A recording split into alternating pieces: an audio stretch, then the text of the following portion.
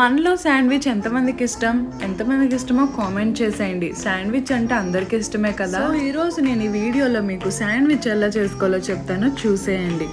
Sandwich చేయాలంటే మనకి bread కావాలి. ఇక్కడ వచ్చేసి నేను బ్రిటానియా మిల్లెట్ బ్రెడ్ తీసుకున్నాను. దీంట్లో రాగి, జవార్ ఇంకా బాజ్రా ఉంటుంది.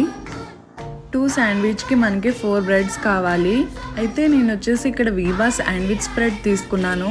లో క్యాలరీ, ఇంకా ఎవరైనా డైట్లో ఉంటే ఇది ఫాలో చేయొచ్చు. ఇది వచ్చేసి వీబా టొమాటో కెచప్.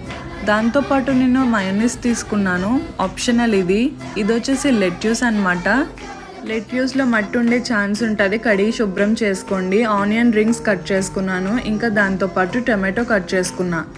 మనం చీజ్ శాండ్విచ్ చేస్తున్నాం కాబట్టి ఇక్కడ నేను చీజ్ స్లైసెస్ తీసుకున్నాను. ఈ ప్యాకెట్లో 5 స్లైసెస్ ఉంటాయి. ఇది వచ్చేసి హెరిటేజ్ నుంచి తీసుకున్నాను.